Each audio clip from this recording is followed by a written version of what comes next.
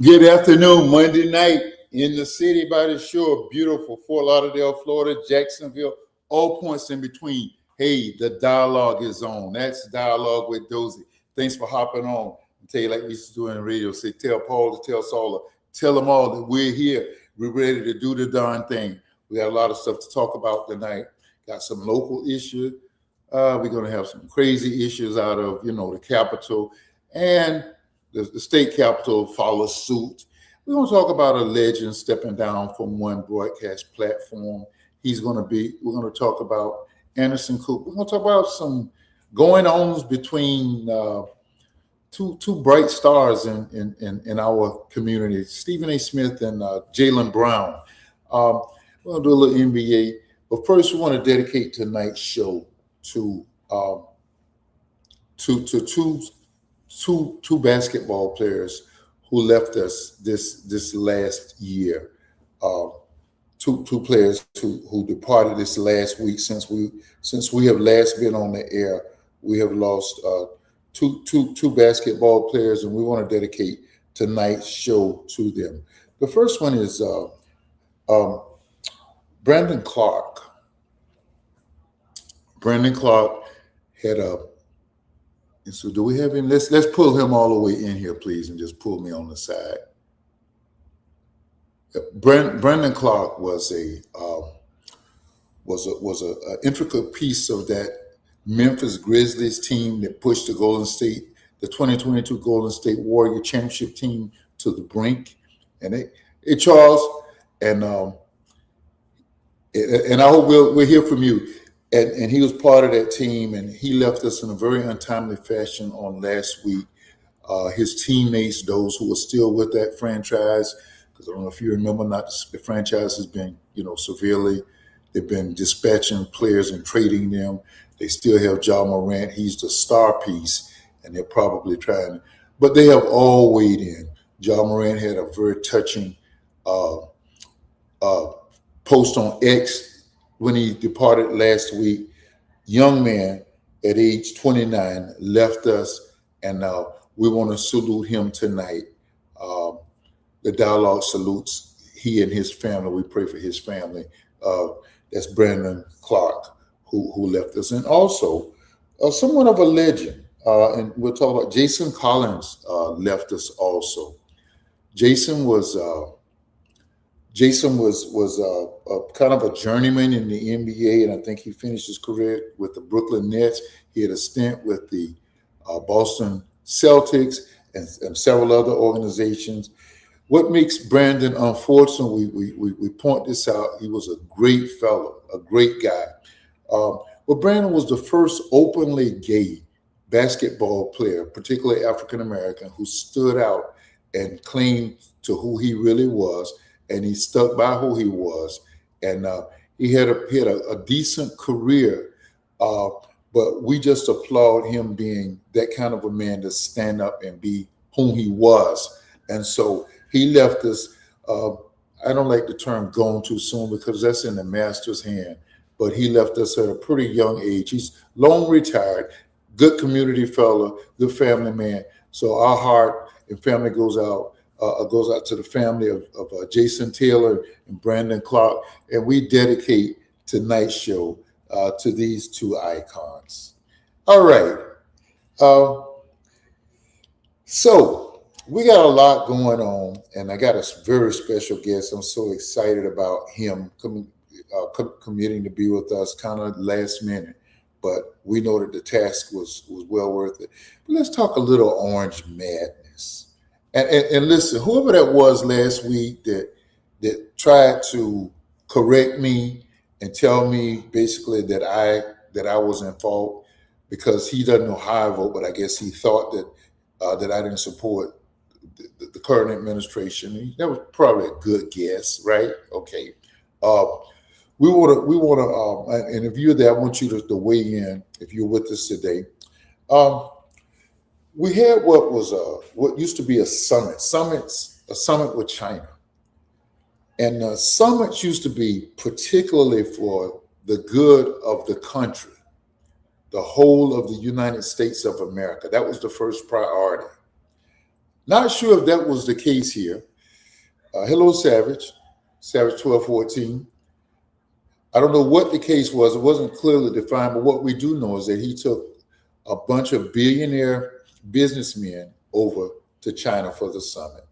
And everything was done in a very quiet fashion.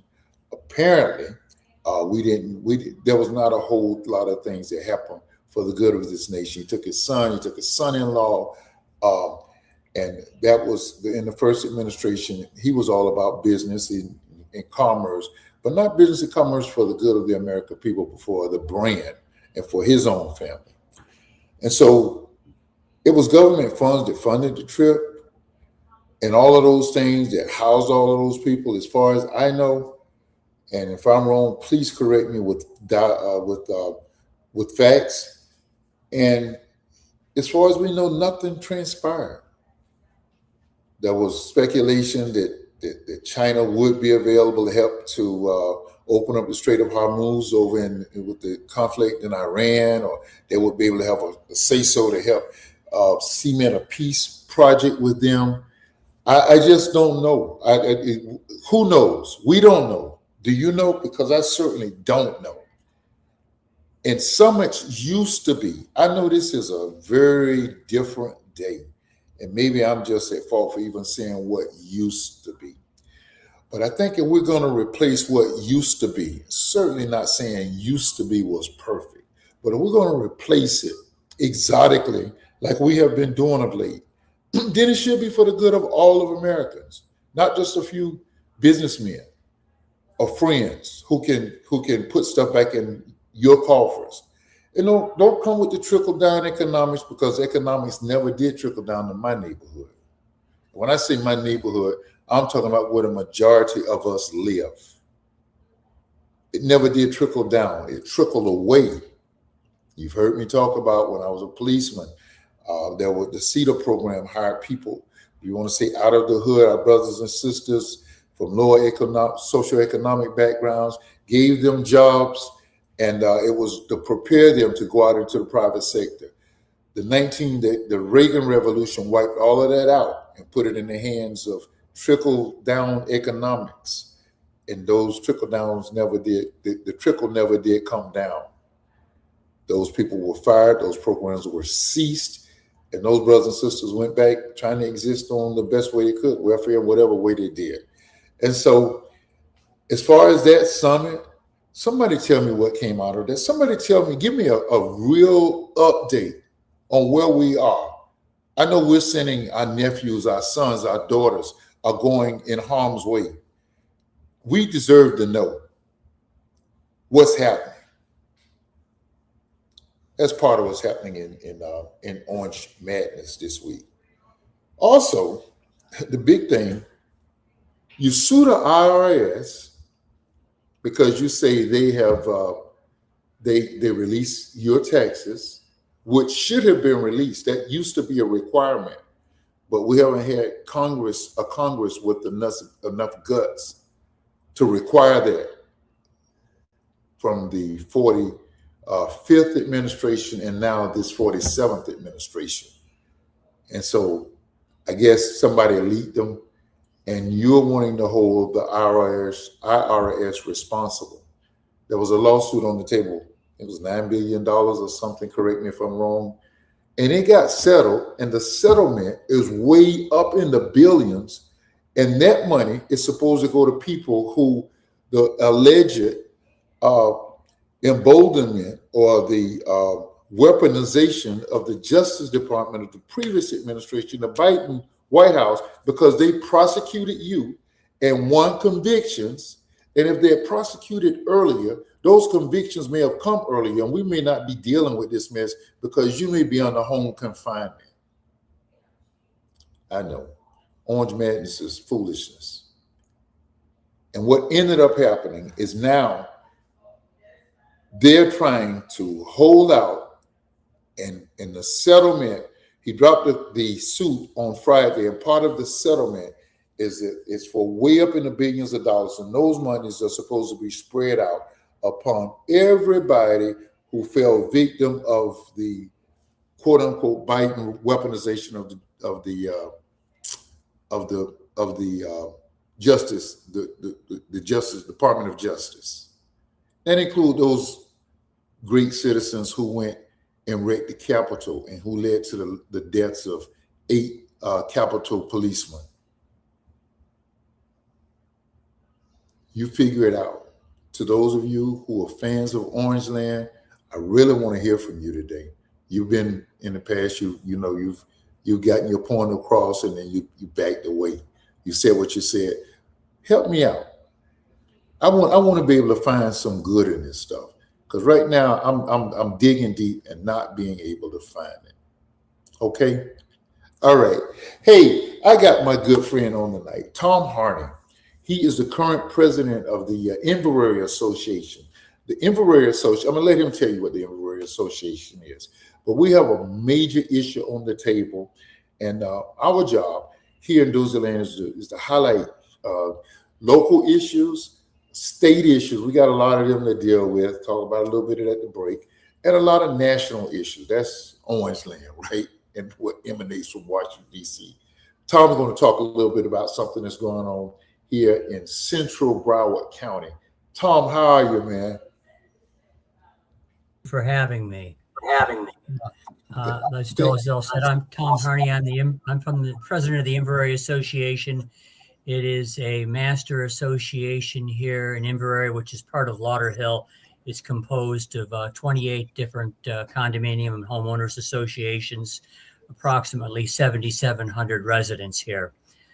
We currently have a vote that is being taken place for a golf course. This is a golf course that we don't own, although if the vote passes, we will own the golf course. And we have a restrictive covenant that we would have to vote to modify on. The restrictive covenant says that you can't do anything but recreational property. Well, the golf course has been shut down now since COVID, and the property is basically abandoned. And we have an opportunity to own this property with a brand new golf course that would be built for us in exchange for them for Pulte Homes building 800 homes on this property. It composes approximately 162 acres that we would own. There would be an 18-hole championship golf course with a brand new clubhouse, restaurant, right down to the dessert forks, turnkey. It's a gift of approximately $34 million that would be given to us. And the incredible thing is, for the first time, this historic golf course would be owned by the community. So there would be a board set up with a delegate from each of the communities, the associations within our community to help govern this. We would hire a private golf management company to run it. And it's a win-win for our community. So there's not just the golf course, there's park space, there's lakes, there's walking trails. There's also a financial contribution of $3.3 million, which is going to be divided up amongst the 28 homeowners association so that people can use to put towards their reserves or capital improvements to their property. There's also a Motorola security system that's going to be installed. It's a $2 million security system with AI cameras in each of the communities, not just the new community that they're building, but all of the existing 28 homeowners association with the new Motorola AI security. And the police of Lauderhill have verified that the new AI security system does deter crime. And I think that that's going to go a long way in changing the narrative that we have in Lauderhill here, because we have some derogatory press that's been put against Lauderhill over the years, where they think that we've got a high crime rate. We actually don't have a higher crime rate in Lauderhill. What we have is more publicity of crime, but not a higher crime rate. And I'm hoping that this AI security system, we start off with Inverary, get this Motorola AI security system as a beta test site in Inverary, and then be able to spread it out through the rest of the city and change the narrative of Lauderhill. Tom, before we go on, would you, so can we see the Inverary slide of the Inverary, the picture of Inverary? This is, let's see, is this, I'm straining to see, is that the God? Yes, Inverary itself. Okay.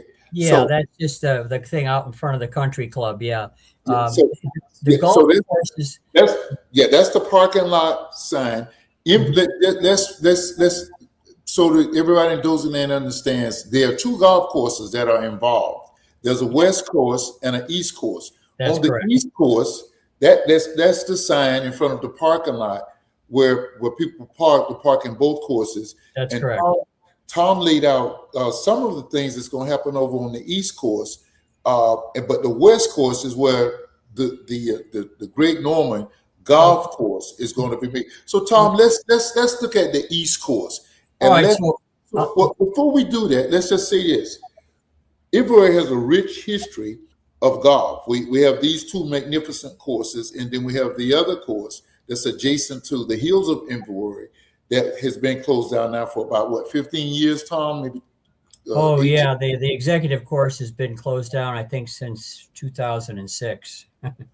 That was a gorgeous course. The 13th hole was an iconic hole, and it was featured on all of the golfing magazines, and that was closed down. And this land covenant that we're speaking of, the owners who bought those properties hoping to develop on them and develop with houses that you can reach out and touch somebody from the upstairs neighborhood, we blocked them against the covenant. And they've gone all the way to the state Supreme Court and lost. So now we have a developer, as it has come, that likely, and Tom will talk about some of the alternatives in a second. But that's one golf course. We'll talk about that later. But down in Inverrary, the heart of Inverrary, the east and the west coast. The east coast is where the Jackie Gleason Honda Classic was played. And it was played until the late 90s. And in fact, the clubhouse, which they're going to rebuild, right, Tom? You're going to get a brand new clubhouse. Okay. Cart barn, all new lawn equipment, a total turnkey, brand new facility. Yeah. We're going to own. It's going to be gifted to us. So that course, that clubhouse, the current clubhouse, it currently houses Jackie Gleason's personal golf cart, complete with air conditioning and built-in ghetto blaster. Yes, I know. I've seen it. And we know Jackie was quite a dancer, quite a comedian, and quite an athlete. And so we get to own a piece of the heritage of what Jackie brought. So Tom, could you just explain what the housing structure is for the East Coast and what the green space and all of the recreation? Yeah, so there's going to be housing actually on the east and west side. There's a total of 800 units. Some of them are detached homes and some of them are multifamily homes, nothing over 2 stories and no rentals. They're going to be in the price range of anywhere from about 500, and then the single family homes are going to be somewhere around 1.2 million. Once again, this is going to be a golfing community that they're building, but there's going to be park space and lakes. And also over on the east side, you've got a couple of holes that are going to be part of this Greg Norman course. And then there's a driving range. And then what's really unique, there's a 5-acre small practice course that you can practice your short game on. And we can also use it as an educational tool, for teaching young people golf and having golf schools and things like that on there. So it's a marvelous facility that's going to be built for us, but we have to vote for it. And if we don't get 2/3 of the vote, to modify the land use covenant, it's not going to happen. And what will most likely happen if this vote doesn't go through, there's a thing called live local. And live local is something that... Tom, if you don't mind, before you get into it, I want to just lay out and I'm sorry, we didn't really get a chance to outlay this script. I want to just break down. So you've heard Tom say those possibilities, what's on the drawing board for the East Coast section. And I played both courses, so I know the layout. The West Course tell us a little bit more about that Greg Norman course. Yeah, well, that's a Greg Norman championship course. The majority of the course is over on the west side. I think there's 1 or 2 holes that are over on the east side, along with the driving range. And also there's a putting green, as well as the 5-acre course for your short game, a little practice course. It's a phenomenal design. Greg Norman's not only was he a championship golfer, but he's an extremely well educated guy when it comes to designing golf courses and knowing how to build a challenging golf course and also a golf course that's fun to play at the same time. So we're excited to have this. Also, Greg Norman has made a commitment to us. He's going to bring these tournaments back. As you know, he knows everybody in golf. And that's the thing. These are historic golf courses. Back in the day, the three main golf courses in the United States were Pebble Beach, Augusta, and Inverrary. Presidents of the United States used to play on these golf courses, as well as numerous celebrities. And like Dozie had said, this is where the Honda Classic was televised from. So we expect to lift the community back, sort of raising the phoenix from the ashes and bring the community back to what it used to be with a renowned, world-class golf course. And property values, I've talked to several real estate people. As a minimum, your property value here in Inverrary is going to go up 20% once that championship golf course is put back. Tom, tell me what I know. We're encountering a lot of resistance, but if you could just, what is the resistance to bringing back golf here in Inverrary? Well, there's not so much resistance to bringing back golf. People are concerned about what are we going to do with the traffic. It's 800 more homes, and they see, okay, we've already got, a bad traffic situation. Well, I think as I've pointed, I may have shown you, there's already traffic solutions. For example, at the corner of Inverrary Boulevard and Oakland Park, they're going to widen that intersection and put some additional turn lanes. There's going to be a turn lane coming into the hills of Inverrary to get the traffic that backs up onto Inverrary Boulevard, and a residence lane put into the hills of Inverrary because traffic is back. We only have one lane going in there, and traffic backs up dangerously onto Inverrary Boulevard. It's amazing that no one has been rear-ended already with that.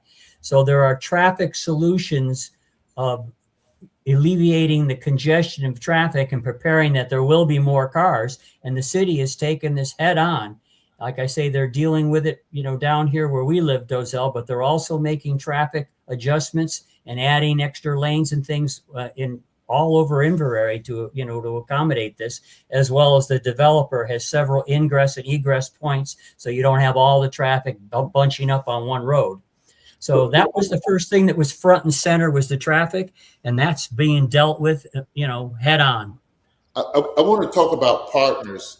I want to talk about our partners in this project, and you hear me identifying and saying our, because I'm a golfer, mm-hmm. and I played both of those courses and was contemplating membership just to be part of a dynamic historical course. Mm-hmm. I don't know where I was going to get the money from. That's what I wanted to do. Okay, and those courses were slated to be closed in August of 2020, and the pandemic, which started closing things down worldwide in March, kind of escalated that. Yes. And a friend of mine and I would walk both courses, and we saw all the historic markings.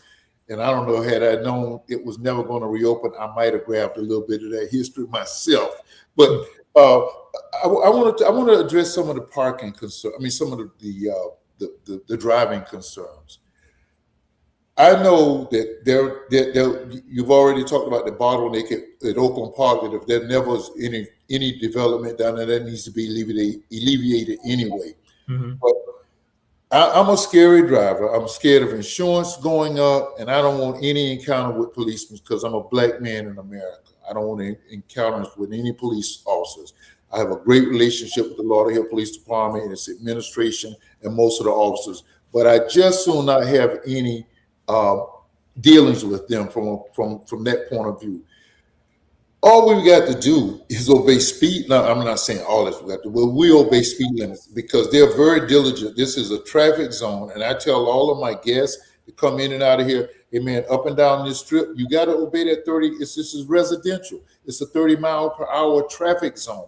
That helps, and this is for all of the residents who live in Inverrary and who are using this as a reason not to vote yes in this project.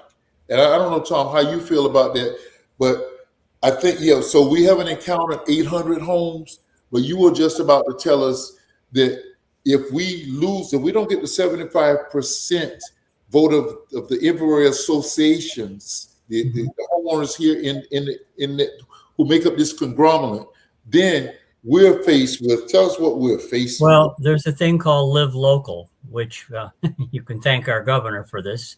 And what Live Local does is a developer can come in to identify a piece of a property, what they consider, an underused piece of property or a property that's been abandoned, or maybe it was an old industrial site or something.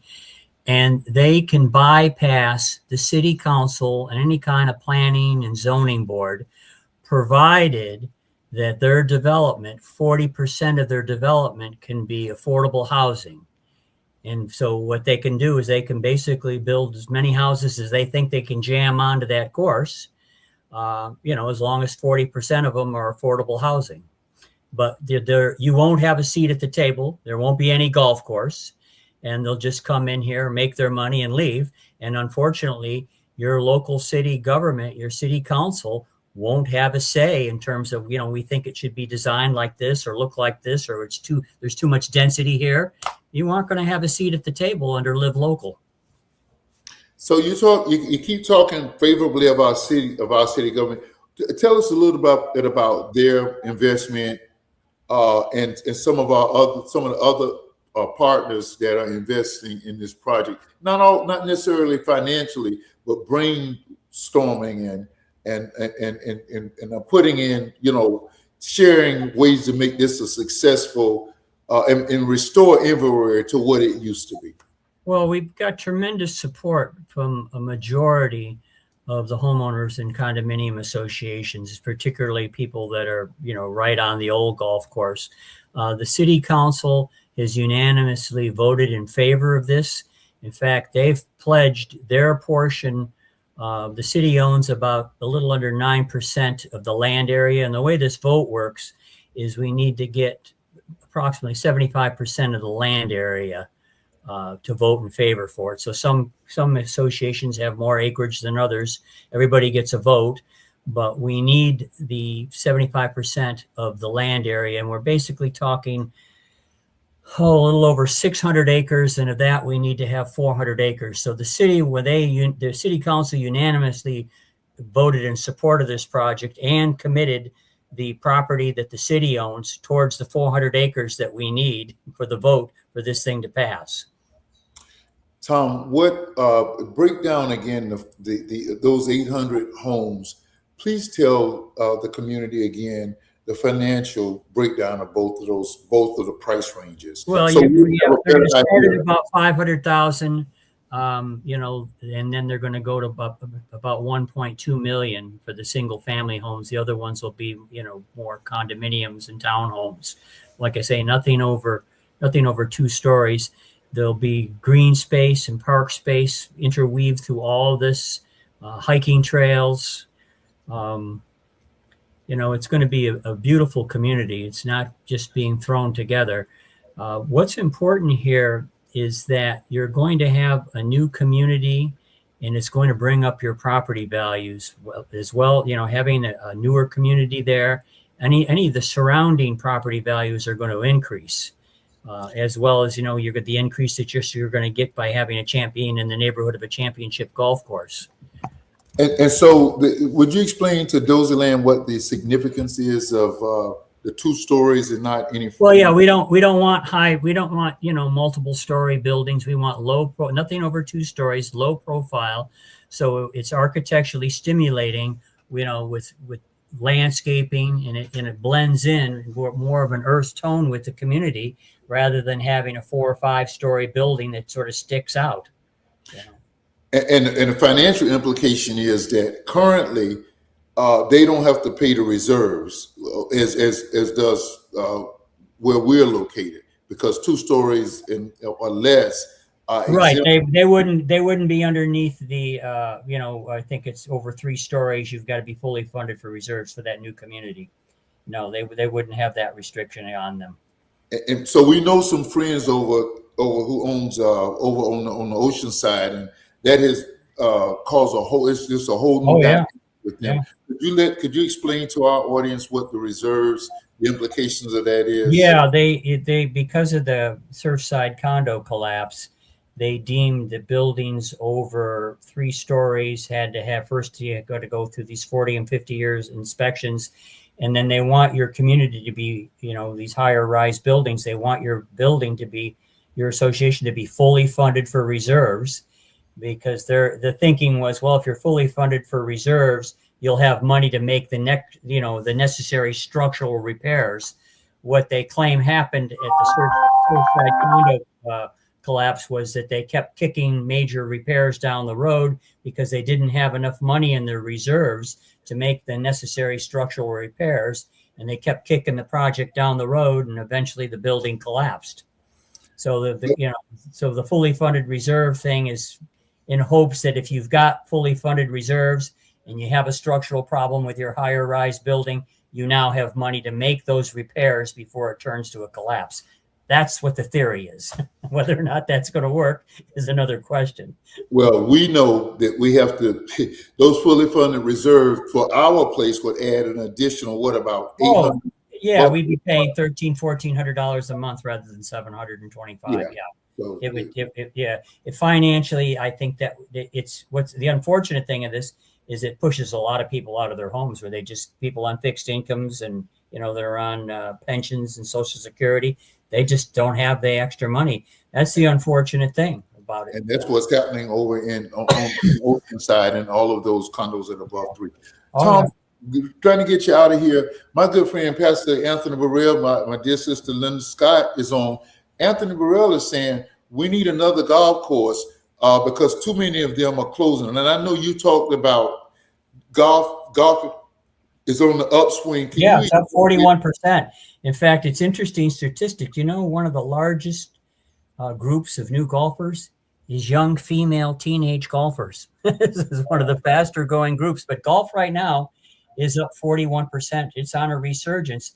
And the thing about South Florida is we're losing so many of these golf courses because the property is worth so much money to be just totally developed as houses. So you're going to find here in the future, there's actually going to be a shortage of golf courses. Yeah. That's where we're headed.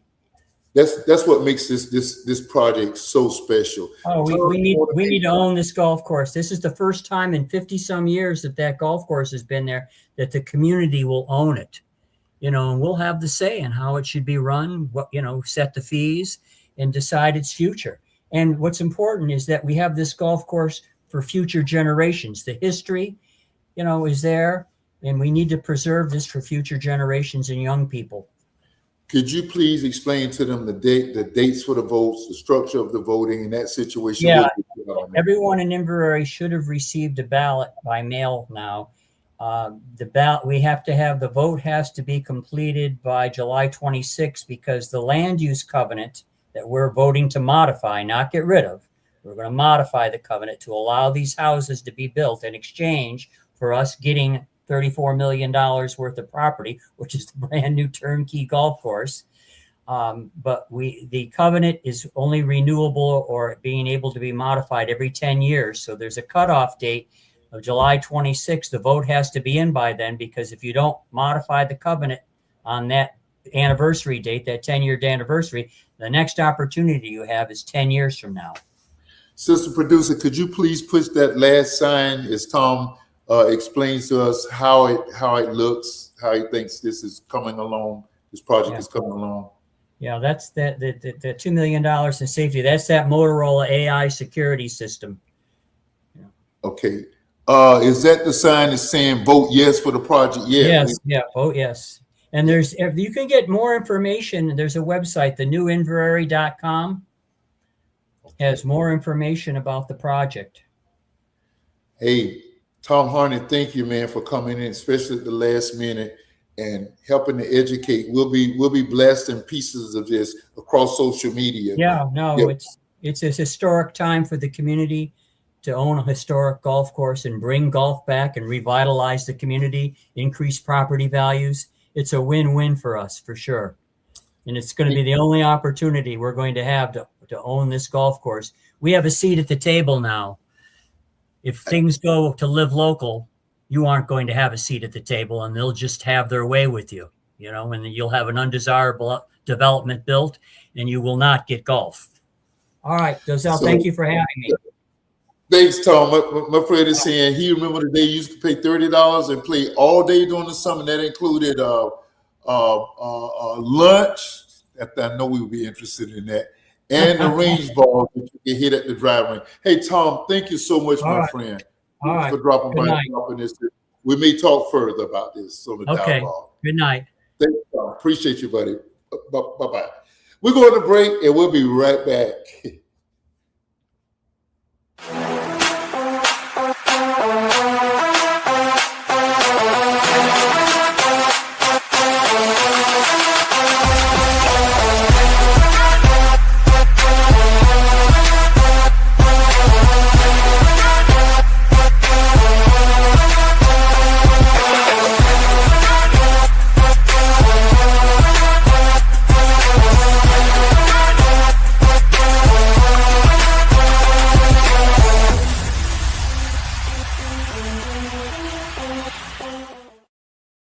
All of your web building, all of your virtual casting, all of these needs, they're met with the Go Giga X team. They got you. Hey, Madam Producer's on another assignment tonight. I got Sister Producer producing the show tonight. They got an awesome team. The Toyas and Sister Kia, listen, they do an awesome job. They make this guy look all right. So you know they do a great job. You got to give them a shot. All of your virtual needs, give them a call, give them a hit them up and see what they can do to make your product be the best that's online virtual. Go Giga X, they got you. All right. Man, it's just great having Tom with us tonight. And he's working fearlessly to try to make this happen. And I'm just hoping that we as a group can get this restored. And thank you, Brian Anthony Burrell, my dear friend, for adding and letting the people know just what an awesome job, what Inverary used to be. I came down as the golf courses were winding down, but you've been here most of the time, and you know what they have been like. I've seen it from a distance on TV, and it was just an honor for me to play that East Course, knowing that's where all the greats played. So we just hope and pray that this project works out.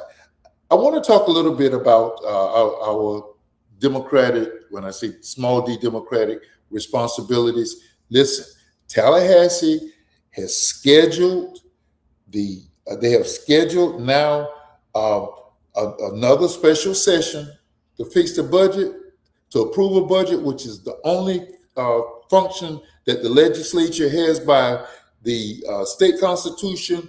No, this governor is getting his last hurrah in by attempting to bamboozle us into thinking that if we vote to get rid of property taxes for homesteaded property, that it's going to be better for us for the few dollars that are going to our pockets. What you're going to lose on the other side, let me say this again, because if they do everything if they vote his proposal as it looks like they will, because just like Orange Land, this guy, this little mini Hitler, this little, let's not call him that. I don't want to call him names, but this little mini Napoleon has the same grip over this all red legislature.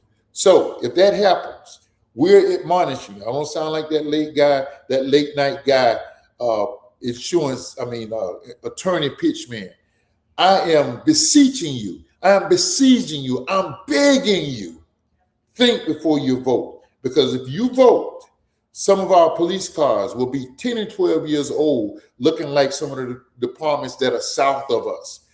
It will really affect our education system, which they're already trying to dismantle, to put in the hands of private churches, schools, and I'm a pastor, but there's certain things I can see beyond what they're doing.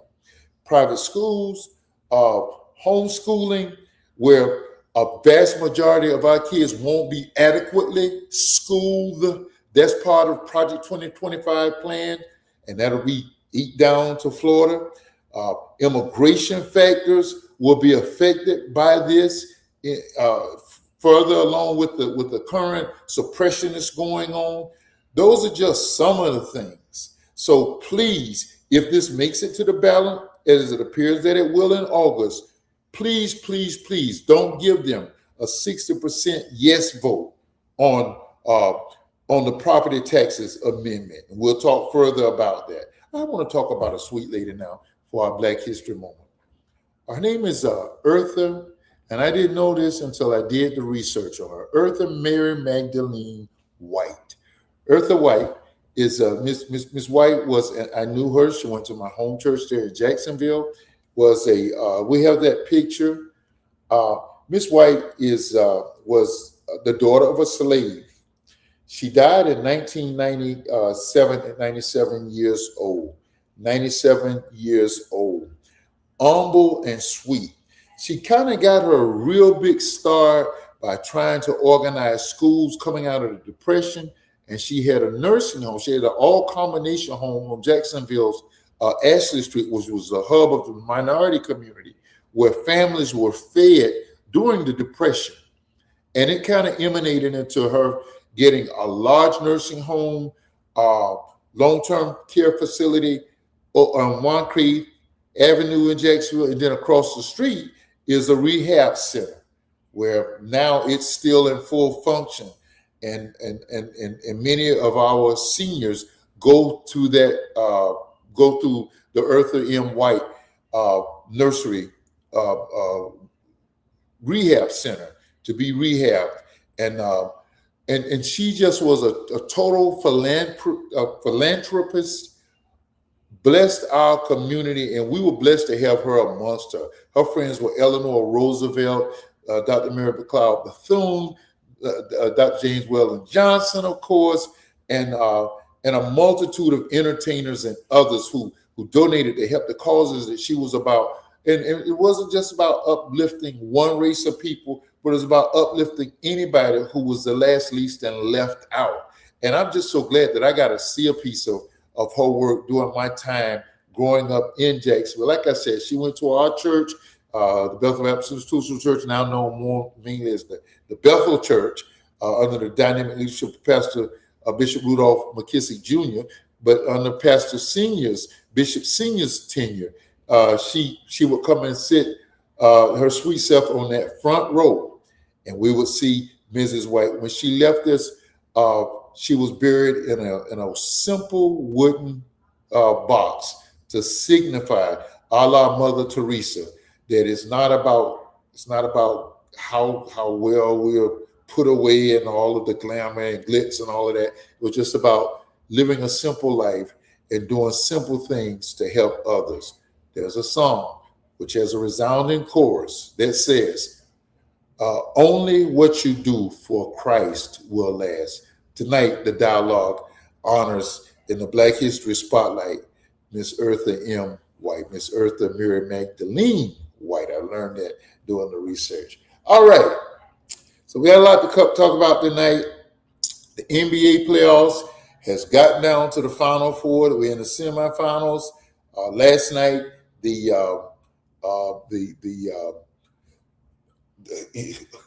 unbelievably, almost crazily, Detroit, after going into Cleveland on Friday and dismantling them and silencing their hopes of winning and ending that series in 6 games, they go back home for a game 7 as they had done in the previous series. This time they just were worn down, and they didn't have it. And Donovan Mitchell was Donovan Mitchell, and his cast, James Harden, didn't have his scoring punch. He did help in some other ways, and they dismantled the Detroit Pistons. So the Final Four tonight, right now, as a matter of fact, we finished up and watching it, enjoying it in just a second. The New York Knickerbockers will be playing the New York Knickerbockers will be playing the getting text and all of that. The New York Knickerbockers will be playing the Cleveland. No, they don't play tonight. Tonight is Golden. They'll be tomorrow night. Tonight is San Antonio and OKC. That's going to be quite an intriguing series. OKC, last year's winners, they have led They've been the top team in the NBA from post to post, from the beginning to the end. Even when they had a slew of injuries, they still got Jalen. Was it not Jalen Brown, but that brother is still out. But Shea Gilgeous-Alexander, Shea Butter, man, he is a bad brother. Shea Butter was officially ratified as the MVP over the weekend. We were a little surprised that Giannis did not come in second place. Jokic was number 2. And these votes went down after the playoffs, and Denver made an early exit. I don't know about that. But anyway, those two stars will be playing each other. It'll be Wemby against Shea Gilgeous-Alexander, OKC. They're playing tonight, OKC against San Antonio. It's going to be quite a series. Whereas OKC has a home court advantage, San Antonio beat them. They were the only team to win 3 out of 4 from them. Being in the West, they played four times. And in all fairness, some of those games, OKC did not have their full strength. And I'm sure they're going to want to make that statement tonight. So we're in for a great series. In the other series, we got the New York Knicks against the Cleveland Cavaliers. That's going to be an awesome series. And a lot of pressure is on the Knicks to advance to the finals and to see what they can do against the winner in the Western Conference. So that's where we are as far as the NBA. There was a little controversy brewing, and one of the things, and I weigh whether or not if the dialogue wanted to weigh in on this, and I think we do need to weigh in on this.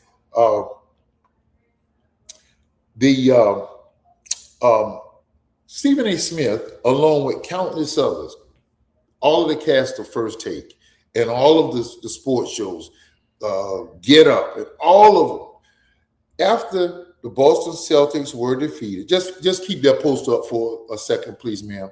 After I keep saying Golden State, ma'am, I'm trying to speak that into existence. After Boston went up 3-1 on a very wounded Philadelphia 76er team, 3-1. They lost 4-3. First time in the history of that franchise, they blew a 3-1 lead in a playoff series. They were without Jason Tatum most of the season with a blown blown Achilles, not ACL, an Achilles injury. And he came back early. We were expecting him not to come back this season. He came back prior to the playoffs and worked his way and was playing phenomenal basketball. He did not play the latter games of that series, but phenomenal basketball and a great contributor. They lost 3-1. After they lost, Jaylen Brown is a sharp brother. It was at Sanford he graduated from, Sanford or Cal, one of those West Coast brainy factories. He basketball and athleticism is almost secondary to his brilliance. His what am I trying to say? His cognitive brilliance. He went on and made the statement that this was one of his best seasons. Stephen A. Smith led a myriad of reporters and pontificators and podcasters who were to ask, what's up with the timing, Jaylen? 24 hours after you all get beat and lose for the first time after being up 3-1 in the series, you come back and say this was your best year? Well, almost 2 weeks later, Jaylen Brown, he calls Stephen A, Stephen B, Stephen C, Stephen D. I'm not going to play his podcast because it is very poorly produced. And he called out Stephen A. Smith and accused him of not truly being a journalist. The day I got to see Stephen A. and his cast of characters there on First Take kind of take Jaylen Brown apart. They were fair to him, but they just did not understand why he would clap back at Stephen A. rather than inviting him on his podcast, in which Stephen A. said he would participate. Jaylen doesn't do podcasts. He does these live streams. He announces them. He brings them. One of the things that is speculated is that he and Jason Tatum don't have the best relationship. Let me say this in the interest as a basketball fan. I'm not going to always be a Celtic fan. Something about that city and its history won't let me fully be a Celtics fan, even though we love the Northeast. We love passing through Boston on our way to Maine and all that stuff. Well, you guys are one of the greatest, one of the tightest duos in the world. And it would probably behoove you to ride that train to get more championships. You are 1A and 1B on any given night in the playoffs before Tatum's catastrophic injury. You were the MVP. You were the MVP, Jalen. And Stephen A. has defended you by saying that corporate America has not gravitated to you because of your stand on social issues. You standing up against social injustices and those kind of things. And there has been a hint. Nobody's come out and said that. But it's this whole thing that we fight in our own culture about light skin, dark skin. And we said that has transcended into corporate America and otherwise, and that has kind of prevented you. We're seeing Tatum having commercials with his two cute little kids on and his mother and having these commercials. We don't see you on any commercials. And we do know that you have taken an active stand in social issues.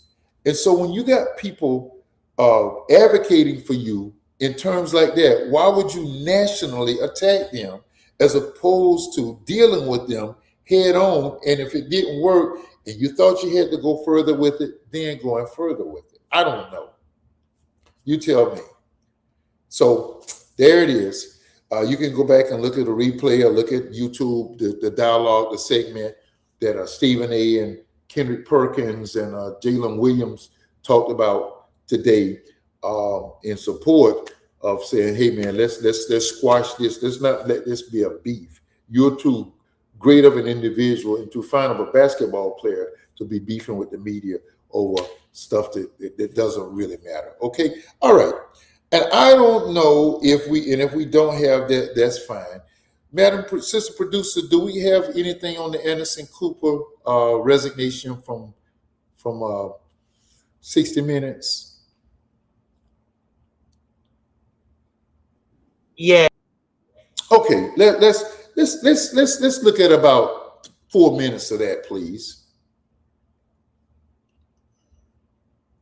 Anderson Cooper is signing off on 60 Minutes. The news anchor appeared in his final episode after 20 years as a correspondent. CBS News released an extended sit-down interview with him, which ended with him getting emotional as he delivered his final I'm Anderson Cooper sign-off. I'm Anderson Cooper. I'm Anderson Cooper. I'm Anderson Cooper. So yeah, for the last time,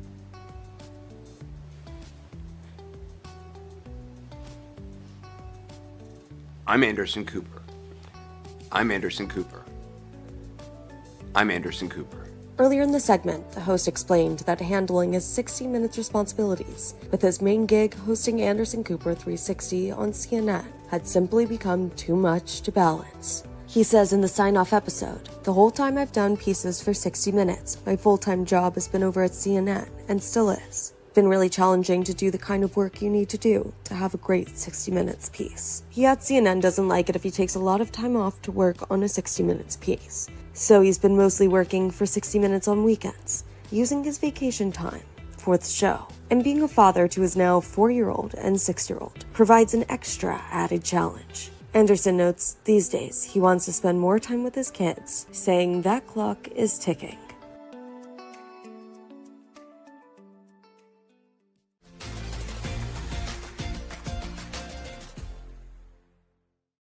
Share with our community the great work that Anderson Cooper has done on both networks, foraying over to CBS for the 60 Minutes, and I didn't know it had been for 20 years, and saying he needs to go back and dedicate himself to his day job, more or less. That's his gig over at CNN. So here's what we want to talk about. Is this a part of the censorship? Allegedly CNN and their desire, CBS and their desire to get across the finish line a job that their streaming services network. Who do they stream with? It's not Hallmark. It's Can't think of the name, but it's the one that does Yellowstone and some of those great programs. They get that across the finish line. They acquiesced it to a lot of stuff dealing with this administration, and of course that goes into a full effect in a few months, I think. And we don't know if Anderson just bailed because he was not going to bow down. He was not going to let his journalism be curtailed with this fascist attempt of government to step in and censor our broadcasters. And we don't know. I'm going to spend more time myself, and I invite you to do the same thing to check and see if that may be one of the causes of Anderson Cooper stepping down from CBS because of their allying. I heard one of those crazies in this orange cabinet say something about they can't wait until CBS is fully sold. And I guess CNN is a part of that conglomerate somewhere along the line. But we just applaud you, Anderson, for the great journalistic work that you have done. You got a sense of some of the stories that he did while over at 60 Minutes. We know what you do on Anderson Cooper 360 every night. And we know you to be a great journalist. Keep up the good work. And Colbert and everybody who claps back against this, hey, Disney, you got the help of a lot of us. We're going to support you, but somebody has to stand up. You can't bow down, Harvard. You can't bow down. You got to fight back, and you got a whole public that stands with you. These No King Day rallies and those kind of things have an effect, and we just want to let you know that we're behind you and to hang in there and don't give up. In the words of Jim Valvano while fighting his cancer battle, don't give up. Don't ever give up. All right. Okay. We want to end with some happy tonight with a little smiles. We got a couple of videos we want to share with you. The first one is this is the brother who is with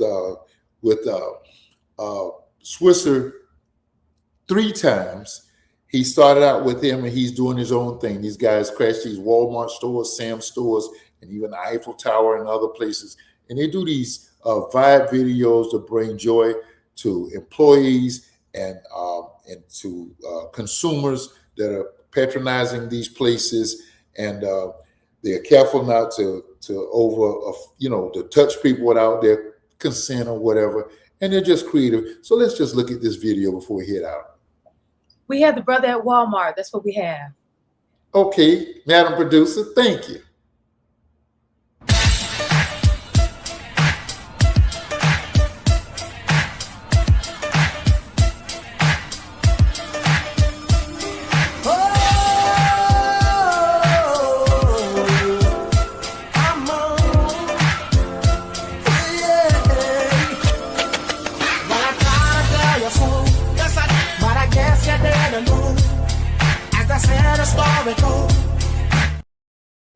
So if you want to see more videos like that, just go on his site or go to Swisher 3 times site and you'll see him dancing with them lots of times. People say, man, what do you get out of putting these on? Everybody's doing that. Everybody look like they are going. We got people going to the local version of the ghetto Walmart and setting up and singing and stuff like that. That's not what these guys do. These guys are making a brisk walk through. Yeah, they have a camera crew. Yes, they have ways to signal. If people don't bite, they don't want to participate, they don't harass them, they keep moving. But if people want to stop and dance with them or chat with them, briefly they'll do that, and they have a unique way of throwing it from one dancer to the other. We just appreciate what we're seeing. Hey, as I said, and we got a lot of stuff talked about tonight. Please, please, please, Tom, let us know. It's the newinventory.com. That has to get over the finish line before late July so that we can get golf courses that we who live here own and people who live in central Broward County can call their own. And we can still maintain a golfing community and maintain a standard of high housing to keep property values up. It's been an exhausting, listen, I've been back about 3 months now from last month and from last year, and we'll see where we go from here. But thank Tom Hardy for stepping on tonight, helping to make this a good show. Sister producer, we love and appreciate you. Madam producer, thank you for hollering. My main man, Pastor Anthony Burrell, and my girl, Sister Linda Scott. Thank you all for hopping in, and all of you who making the dialogue what it is. We will see you next week. Dialogue with Dozie. We're out.